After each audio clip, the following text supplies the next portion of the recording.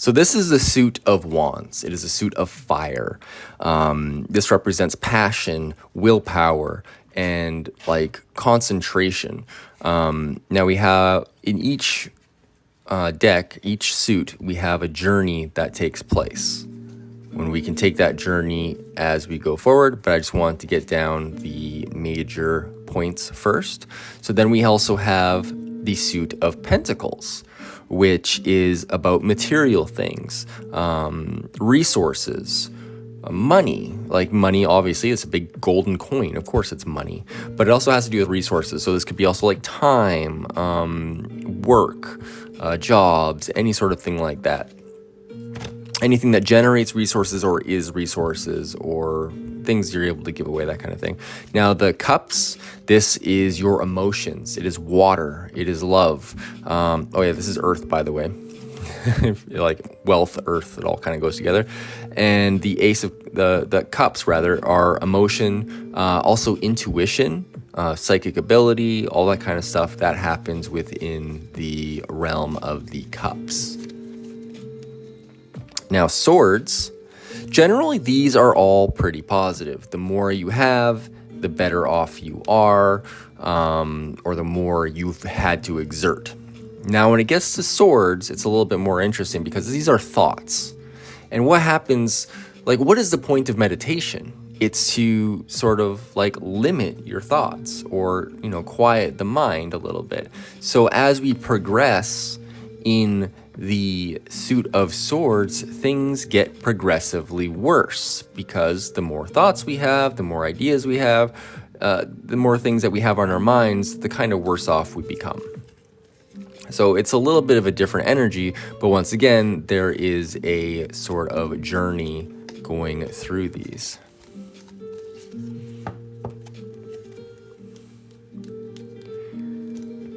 So this is basically the classic Rider-Waite deck. My wife calls it the fake deck, but it is just like a recolored version of the classic Rider-Waite. I have another deck that is more beautiful. I also have, 20 other decks, so it's kind of just like, but these are the bread and butter deck, I think. I think everybody, once you start tarot, this is kind of the staple deck that you should get because it has all the iconography, all the symbolism in it. So let's start off with the Ace of Wands, which, wands, it's the start, it's the beginning, it's willpower. So, and we need willpower to just begin with everything. I'm going to lower the camera just a smidge, just so we can get a better look at these cards. Okay, so the Ace of Wands is the beginning. It is the spark. It is a match. It is not quite a fire yet because it is kind of ethereal. As we look here, it is actually coming through the clouds and it is it's bringing us like inspiration. That's what this is. This is inspiration. This is like that moment that you're like, oh my God, I need to do this. So, and this is kind of like, it's your opportunity to take it from this hand that's offering it to you. So this is the ace, this is the beginning, like all of the aces, they all represent the beginning. Now, as we go to, now we have two wands.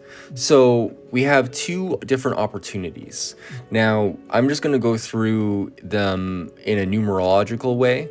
And I'll kind of get bounced back to the story in a little bit here. We only have like, let's go like half an hour from now. So I'm not going to be able to go through everything, but yeah. So with the ace, we have the beginning. Then we have a decision to make. And so with this card, he has one stable idea. So he has one of these saved. And then he has this other one here. And you can see here that he is looking for more opportunity. So he has a choice here. He can venture out.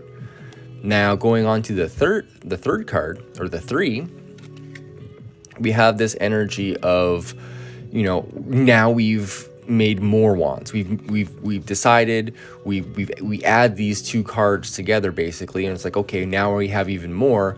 But now we're kind of like spread thin. So now we're allowing the waters to bring us the ships, the things that we deserve. We're allowing like a place of kind of unification, which is what the threes are all about. It's about togetherness. And you'll see as we go through, say, like the three of cups here, they're joyous, they're together, they're like having a party basically. And it's sort of similar with the three of pentacles. There's people together, they're having, they're doing something together. So 3 is a card of togetherness, whereas with the 3 of swords, this is kind of a card of like heartbreak, because it has to do with overthinking togetherness. And if you overthink it, you're going to ruin it. So that's kind of a little bit of a thing on that. So then we move on to the 4, which is, okay, so you have a celebration, you've waited for things to come in, you've exerted your willpower, and have allowed things to take root in your life.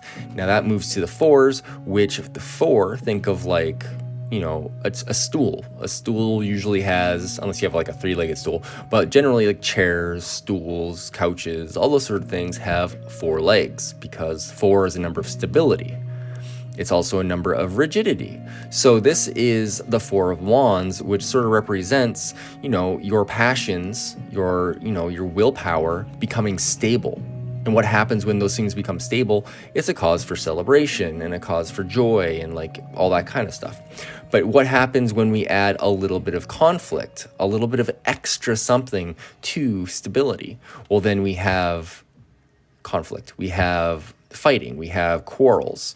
And as with the 5 of Cups, we have, obviously, there's disturbance, because the 4 of Cups was sort of like this kind of stable, but we'll go into Cups in a minute. But let's say with the 5 or the 5 of Pentacles, it's like this, there's disruption to the flow. So, and this is the middle. This is the middle decision point. So with the 5 of Wands specifically, we're fighting with clubs. We're battling with each other's willpower. So this could be like sports. This could be, working in a corporate environment and kind of like working with people and working against people and like play fighting. There's no swords here, because the swords are down here, and this is where, damage can actually take place. This is where things actually go really kind of wrong in a negative way. So what happens after we attain some sort of, finality to the 5 of Wands situation? Well, we have a victory. And then we have people celebrating us on top of us feeling and finding that passion, that thing, having passion, more passion than any other person there. And then the thing is, if we add more people to this situation, then we have a situation where people are like, hey, why are you up on that horse? Like, what's going on? And you being in a position where you need to defend yourself. So, and then if you're trying to defend yourself, or, feeling like you're being assailed or something, what's the best way to deal with things? You deal with things quickly. And that's what the 8 of Wands kind of demonstrates. It's a very quick manifestation. It used to be called the arrows of love in the old French decks, but now it's just called the 8 of Wands. And to me, the first word that comes to mind is swiftness. Things manifesting. These arrows are coming down very quickly, or these wands rather. And so this is more willpower and spending a lot of willpower. So that's what happens when you try to make things happen very quickly. It's just like you spend a lot of energy. And so what happens when you spend a lot of energy is you feel like, okay, now you've worked yourself into a corner basically. And now you've done all this work. It's actually causing you a little bit of pain. I mean, he's got this little thing on his head. So yeah, he's like, it's kind of looks almost like a prison. It's like, it's a prison of your own making. And it's like you cast all these wands down to earth, which are behind him, but he still has his wand. So remember, like all these guys, most of them have the wand in their hands, if you notice. Like all of them have the Ace of Wands, except for this one, which is like, creating that major action. And then it all coming to a head with the 9 of Wands. And if you go with numerologically, at least, so the 5 is disruption. The 6 is kind of harmony. It's a double of 3. So there's an octave of the 3 there, which is, of course, that togetherness and like allowing things to come together. And we have the 7, which is sort of like a 5, but it's the higher octave of a 5, which it kind of talks about more sort of like spiritual things. Like, what am I actually doing here? So I think like that sort of energy. And then we have the 8s, which is kind of like a mastery. 8 is sort of like a master number as far as, manifestation goes. If you're life path 8, you're going to be doing a lot of, business sort of things, which we'll get to with the pentacles as well. Then we go from the 9, which the 9 represents completion. It's the end. There's after 9, it's a 1 or a 0 because it goes to a 10. Now the 10 in this case, this is the culmination. This is the full moon. This is everything you've worked for and worked towards, and now you have it all in your hands and you're waiting to get home. Take all that passion, all this whole journey that you've taken, and now you have all of these staffs in your hand. You grabbed one more after this, plucked them all up, and now you're headed home. So this is a card of great burden and great willpower. So it's a very difficult card, but it can also be very beneficial. And then so these are the main mundane suit numbers. So they all kind of echo through all these other ones as well. And then we get into an interesting place, which is the court cards. Now, the court cards are interesting because they actually kind of represent people in our lives. If you look at them, they're all kind of different people. We have the masculine, the feminine, and then we have the knight and the page. So this is sort of like a young, like maybe like a little bit of a adolescent energy. And then this is like the knight is a sort of like a teenager or explorative type energy. So this is more curious and this is more action focused. And then of course we have the king and queen, which master strategist and master accumulator. Hello, Anna. I hope you're having a beautiful day or evening or whatever this is. But yeah, so this is kind of just like a little bit of a rundown on the basics of tarot. Just trying to get everybody familiar with the suits so that when we do play games, everybody knows kind of what to ask for. Just dyeing the hair? Nice. What color are you going? Or are you just redoing like a natural color? So with the Page of Wands, to me, the pages are like messengers. It's this sort of immature energy and very curious energy. So I would say it's not a bad thing to have in a deck. This is actually, to me, the upright raspberry. Oh, that's crazy. That's awesome. I hope it turns out really good. So yeah, the Page of Wands, it's a curious energy. It's kind of like needing to express something. The page needs to express. It is curious. It's trying to find new things. Whereas the knight, it wants to take action towards things. Now each of these court cards in all the suits have different elements associated with them. Like the page is air, so very airy. Knights are fire, queens are water, and kings are earth, I believe. So when we go through, we go knights, these are the action takers. These are going to make things happen. These are, messages of, this is like a business partner coming into town. And like, we're going to make something happen. This is like, oh, we talked on the phone about it. Maybe it'll happen. This is like, it's going to happen. We're making it happen right now. And then the queen is like, okay, how are we going to bring in the resources? What kind of confidence do we need to have? And like, what do we want to create? So this is more creation, because it's the feminine principle. Think, pregnancy and all that, like literally birthing life. So birthing whatever this card has to do with. And then we have the king, which is like the manager, the risk taker. The king in this case is like, guy's on the bleeding edge. Like, how much more on the edge could he literally be? And these guys are all fire, so they're all sort of protected by that element. And you can see they're all sort of in this same color. So these sort of figures in life can come out in different ways. This guy's going to be very, very forward with his will. and like, oh, thank you for the heart. You're a little cute guy. Thank you. And then the queen is going to be more gentle, more love, more caring. But as we will see in the sword column, it can be a little bit of a nice queen and be a little bit harsh. So that is kind of the elements of the whole of the wands. And that's going from the ace all the way through the numerology to the 10 and then the court cards. So that's a little rundown on those guys. Let me just check what time I got going on. Oh, I got a watch. I always forget I'm wearing a watch. All right, so we've got about, I'd say about 20 minutes left on this live. So we're going to do a little bit more of this. So if you do like this sort of thing, let me know down below. Maybe we'll do a little bit more educational stuff. I do have a course which does come with like one-on-one stuff and Q&As and everything. Everything's available on my website if you're curious at all.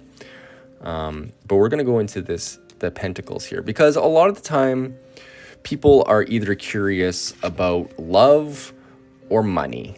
And like, you know, those are the things that everybody kind of, like every reading basically is either love or money. Like, am I going to be okay? It's not really about, oh, what about my passion project? Or what about my, you know, my mental state? It's not really about that. It's usually love or money. So we're going to go into the money column.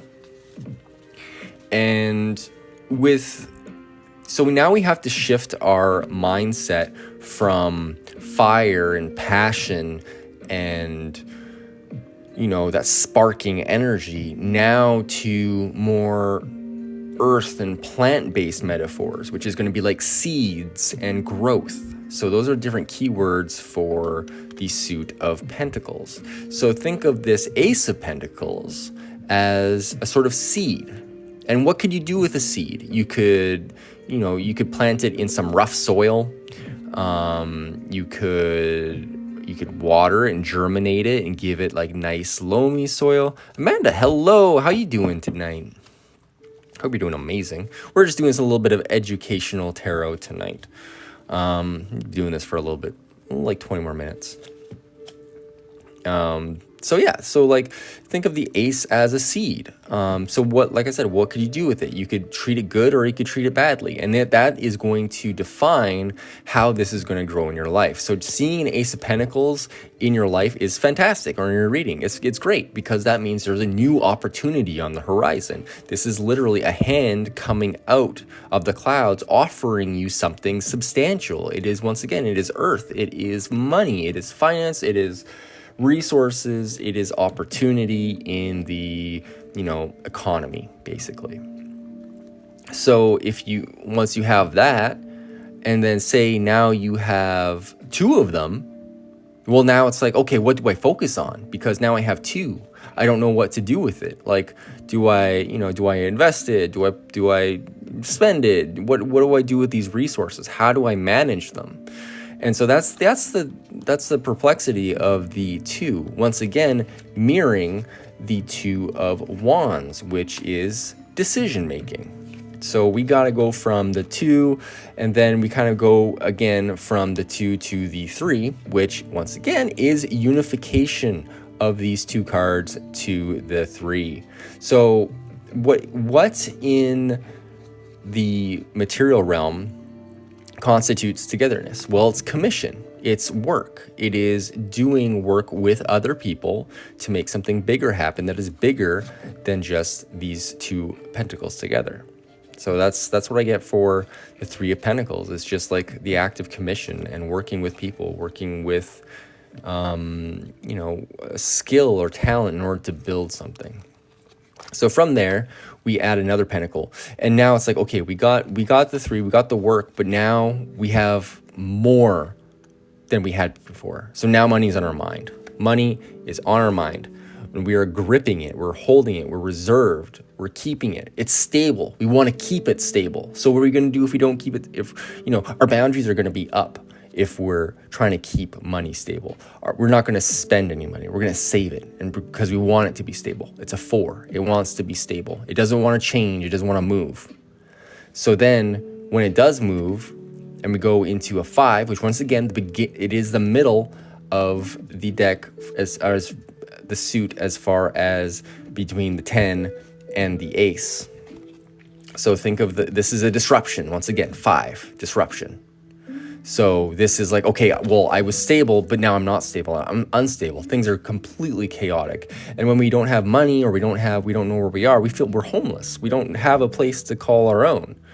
But the thing is, after we kind of figure out what is going on with this, the situation, we end up in a situation which is even better, which is once again the higher octave of 3, which is 6. And now we have enough to give other people because we learned from this past mistake. We learned from the past energy because we accumulated and we were very conscious, but then something happened. Maybe our investments didn't pan out, but now, we learned from it, and now we're growing. We're at a 6. It is a very close number to God, as number to Venus. So yeah, very, very good number. And then once again, we move and get one more pentacle. And now this is an interesting step aside. This is where things deviate a little bit from the last suit here. We have the 7 of Pentacles, which is allowing things to grow and taking what we've learned and now investing even more money, or investing even more resources and allowing those things to grow. So like I said, investing, maybe we invested well and we're waiting for it to happen. And it still represents work as well. So then we go from the 7 to the 8. And now the 8, before, it's 8 is a very material number. In Chinese, it's like everybody wants a house number with 8 or 888 or whatever, because it represents the lemnis gate, which is the infinity symbol. And so it's like it's combining heaven and earth in one symbol. So that's why at least the Chinese really enjoy that number. And with the 8 here, it is indicating mastery, because we're dedicating our time to these resources and building them and perfecting them and going up and up and up. This one even goes all the way off the screen, off the card, so that that there's a lot of energy going on there and a lot of like mastery. So I would say mastery is the number or the word I would associate with the number 8. Now we move from mastery, and we know how to create now. We're not just managers or growers. We can actually create things. So now we move to the 9, which is the completion number in numerology. It is the last number. So now this person is in their garden. They've created this beautiful space, and they know exactly how they created it. They know they're comfortable with everything. But the thing is, this person's also alone. They're a little bit isolated. We also have this hawk with the hood on. So this indicates that, you've trained this animal, and you also can let it fly if you want to. But in this case, it's hooded, so there's not really a lot of movement. It's a place of serenity and stability and confidence, because you've created the space. And then we go from that, add one more. And what would be adding one more to this? Adding one more creation, because this is a feminine figure. Then we get into the 10 of Pentacles, which is the penultimate money card. If you get this card in your reading, it means money is going really well for you. So yeah, I'd say that this is a really great card. This is a card about legacy, because if you gain enough resources, you can pass that down onto the younger generation, as we see here with the child. So yeah, we have a long journey from this beginning ace, this idea, this seed, and we've grown it through all these different opportunities to land here at something we can finally pass on. So that's what I got for the suit of Pentacles. Now we're going to go into the court cards here. So we have the Page of Pentacles, which, once again, young energy. It is sort of like a messenger energy. So this is very curious about, business affairs and all that kind of stuff. But then we have Pentacles, which is very stable. As far as all the knights are concerned, this is the most stable, grounded knight. So yeah, I would say if you got this, things are going in a good direction in represents planning and all that. The Queen of Pentacles is kind of like a higher octave of the Nine of Pentacles, which, if you remember, was this card. You can see the similarities here. But instead of like waiting for things to, or growing things and being aware that you can grow things, this is like allowing things to come to you, because now you're seated. And this is the Queen energy. This is the ultimate manifester. And then beside is the King of Pentacles, the ultimate money master, the person who knows how to control finances very well because of years of experience. So yeah, once again, beautiful backgrounds, just opulence, and a little bit of a nod to the 10 of Pentacles here, with the ornateness of the robe here. So just a lot of good energy there. How do you guys feel about these two suits? Do you guys feel confident about the difference between them? Because I think that's pretty cool. You feel pretty confident? Good. All right. Now, do we want to save best for last? Explain it so well. Well, thank you. I appreciate that. This is kind of like a really shortened version of how I have my course. So I kind of go through all the cards one by one and all that kind of stuff. So if I explain it well, it's because I have practice. So that makes sense. All right, so which one do you want to do? Do you want to do swords or want to do cups? This is a pick your own adventure. So you choose which one you want to do. Just gonna have a sip of tea and have a couple chocolate chips. You want to do cups? Of course you want to do cups. Everybody wants to do cups. It's love. All right.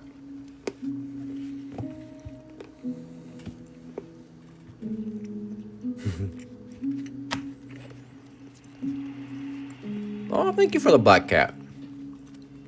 That's a cute guy. All right, so now that I've munched on all those dark chocolate chips, let's get into the cups. So cups, of course, water suit also represents, so water esoterically is, emotion. It's also psychic energy. It is the thing that falls to the bottom of a chasm. Water's never just floating around. I mean, it falls from the sky, but that's not quite the same thing. It always fills the void. It always fills the cup that it's in. So in this case, this is the Ace of Cups. This is a beautiful beginning. Once again, it's the ace, so it's one. It is the beginning. It is the spark. In this case, it is the overflowing energy. It's the overflowing emotion, and it's being offered to us. So if this was like a love reading, this is somebody new coming in. This also represents connection to other people, which is emotions. That's how we connect to other people. And how we feel heard and feel seen is when our emotions are recognized by others. So going from the ace and adding another cup, well, then that's just another person's heart, right? So now we have two. And so we kind of have this like meeting of hearts. This is a very kind of linear sort of motion where it's like guys reaching out, the cups are at an even level. This is a sort of like mirroring, or a seeing of eye to eye and like a seeing a soul to soul sort of thing. We also have Archangel Raphael over top of us, represented as a lion with a red wing. So this is passion. There's obviously a connection here. We got the Caduceus as well, which is Kundalini energy. So this is kind of like a, a sexual card a little bit. But anyway, we move on from that. And we add another cup here. So we add more emotion, which once again, more emotion is togetherness. And so this is a celebration. This is, having a party. Like we've got the harvest going on. And it is three. It is unification once again of the the first two. It's like these two get together, we add another one, we party, everything's good, right? Okay, so then we go to the fourth one. Now, once again, fours represent stability. But the thing about stability with the cups is that's kind of like still water. It's stagnant. It's not really moving. It's not going anywhere. So it kind of gets complacent.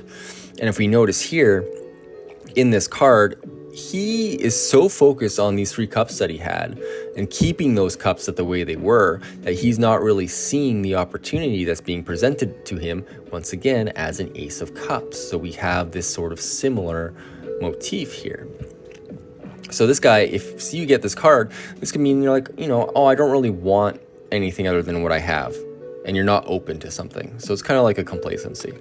So once we add, once again, add more complication to the 4, once again, we get to the 5, which is the middle of the deck. There's an opportunity here. There is a change, but it's also massive disruption.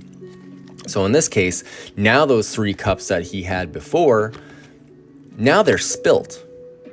But if he were to turn around, change his perspective on things, change his mind about things, change his heart about things, he would see that there's opportunity, because on this half of the card, he sees spilt cups, an obstacle to home.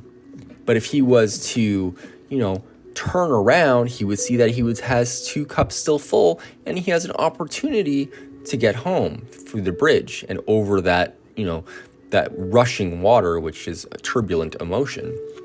So there's always a path out. Opportunity removed. I would say it's being offered with the 4 of cups. If it's in reverse, it's like you kind of just like you could ignore something by being like complacent. Then going from, 1 second. Sip of tea. So going from kind of this oh woe is me energy, if you can change your attitude and you can add more love, because if you add another cup here, then it's a balance. And what happens when we're balanced emotionally?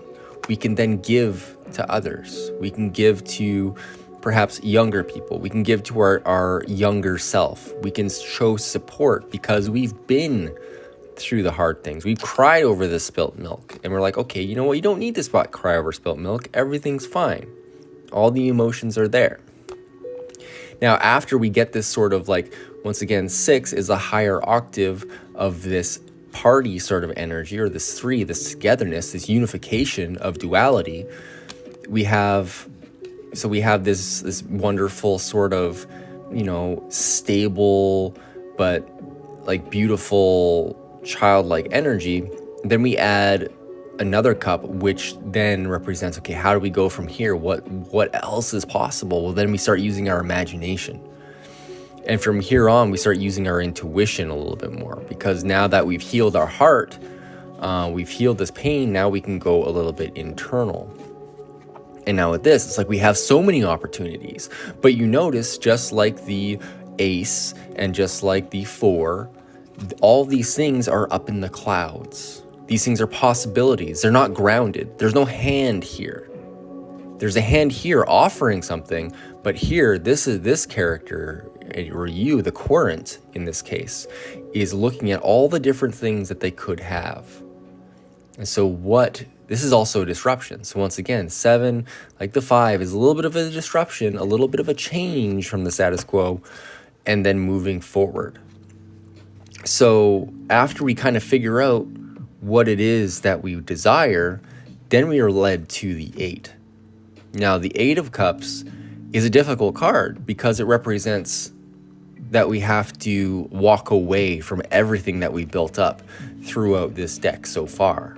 It's like we're missing something. We're turning our back on everything that we've grown because it isn't satisfying to us. This is mastery 8 of emotions. It's the mastery of emotions. And we got an eclipse here. We have still nice calm waters and mountains. Mountains, of course, in the tarot represent obstacles, like a journey, challenges, all those things. So we're walking away from everything that we've built, knowing that we're going to go for more. We're going to like challenge ourselves, and we're going to build our emotional sort of reserve. So then after we've done that, what do we attain? We attain this feeling of wish fulfillment. Like, yes, I did the work. I got it. I finally figured it out. I did the thing, and now look, I am rewarded. I am content. I'm rewarded in my space. Everything is good. You know, what could be better? And he's just sitting there happy with all his cups all filled, all there. But to me, it's like those cups aren't filled. They're kind of just on display, and he's feeling very smug about it. And he's just chilling, but he's happy because he did the work. He's gone through everything. He's gotten the work done. But now what's left after this? Well, now we want, and once again, this is a 9, so this is like the end of it. But after the 9 comes the 10. When your cups are all filled, everything makes sense.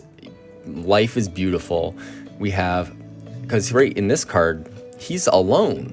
But if you add family to a feeling of self-fulfillment, then you have true happiness.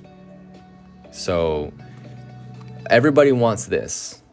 A lot of people are happy with this, but then they lose it all because, you know, they think that this is what they want, but really this is what they want.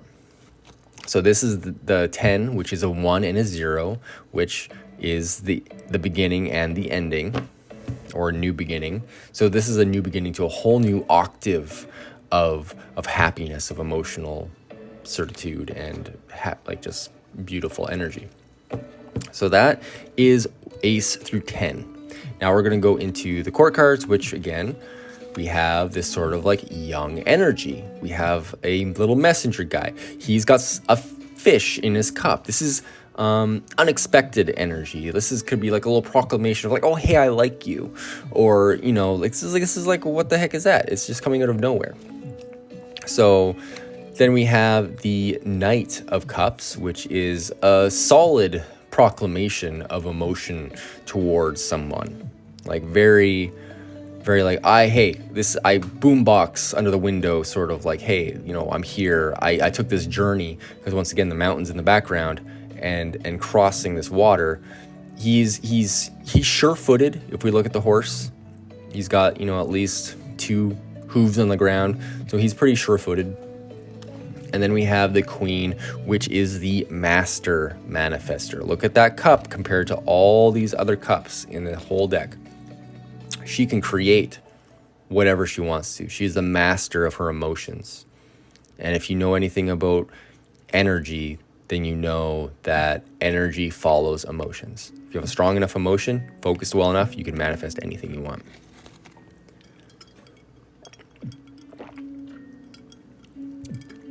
And what is the strongest emotion that people have?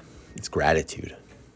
So if you can be grateful enough and channel that energy enough, you can literally manifest things.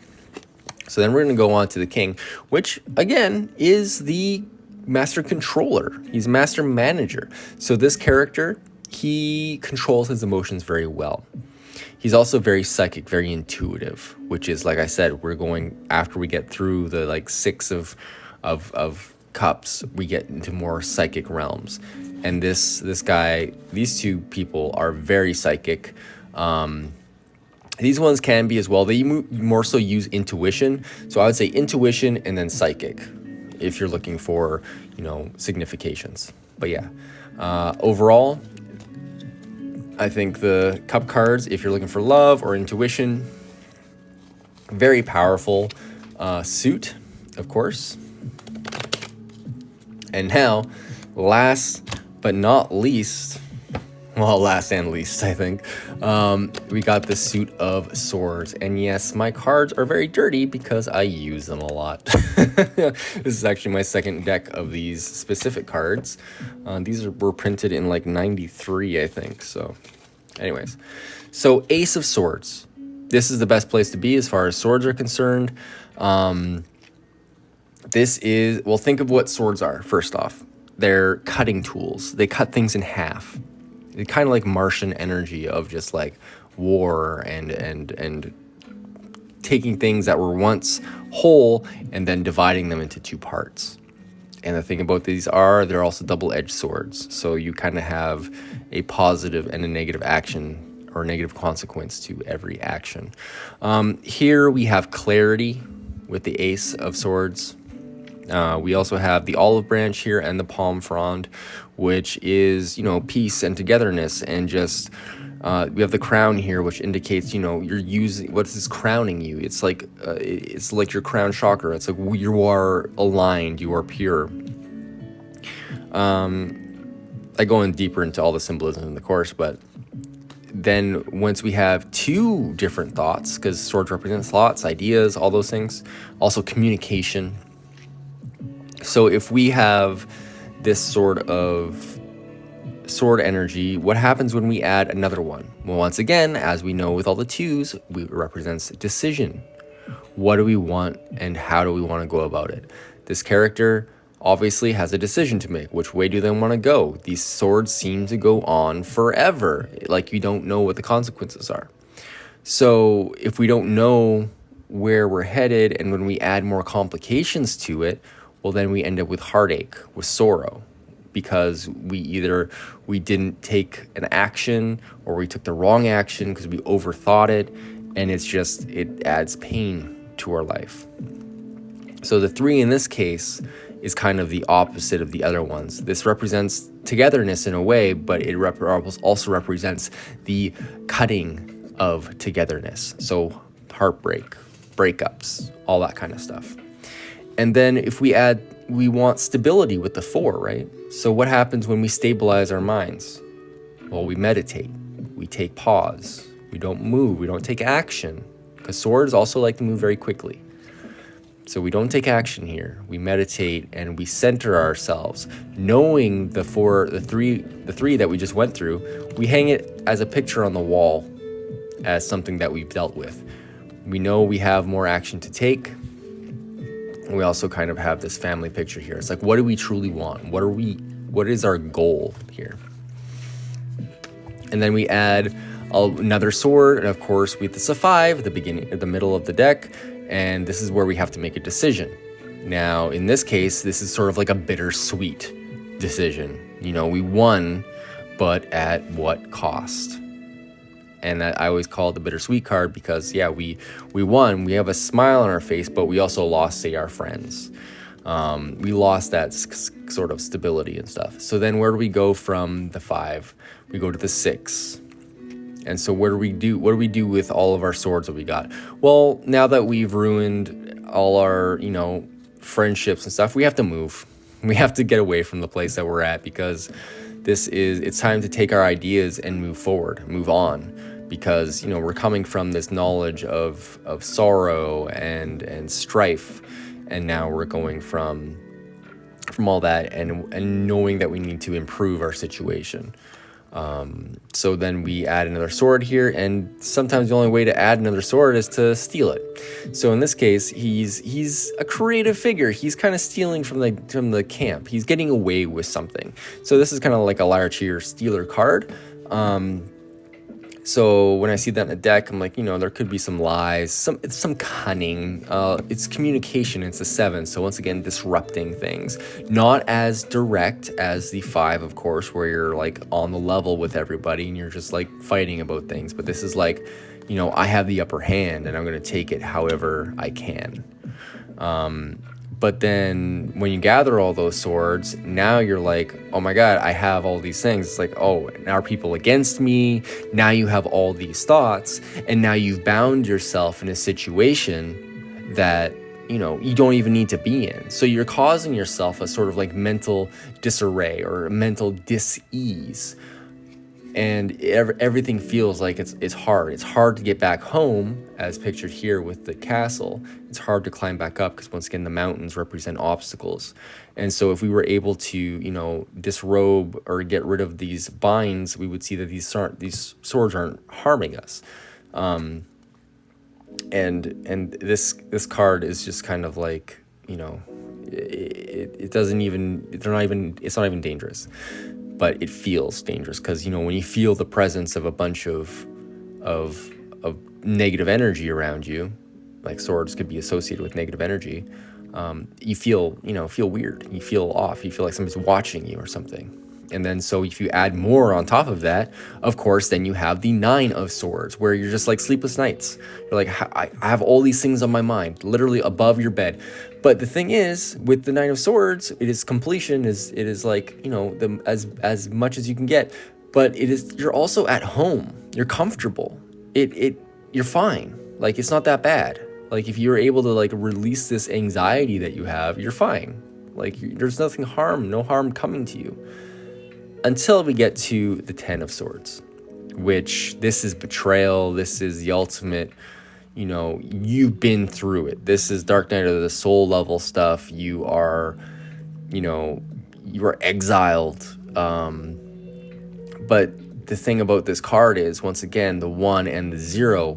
1 and the 0 represent beginning and an end. So this is the end of this whole journey, but it's also the beginning of a new one, because we have the dark sky as pictured here, and now it is actually, we had like this, say it's like this is the day, this is the night, and then this is the sunrise. So we actually have a progression into a new light, a new day, which is allowing us to have like a little bit of hope despite the feeling of all these swords. And the thing about this is it literally can't get any worse.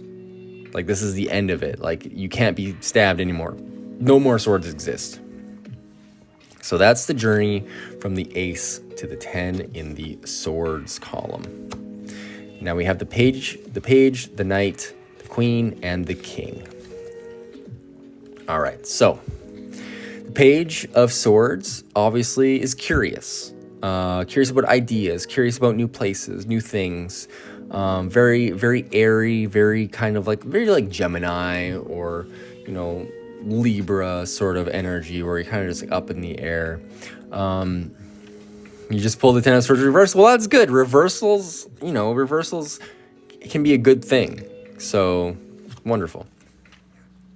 We also have the Knight of Swords, which is next, which he's the fastest knight. He'll rush in without really thinking about things. So this isn't a guy with a plan. This is kind of just like, I want to take action now, which, that can be positive and negative.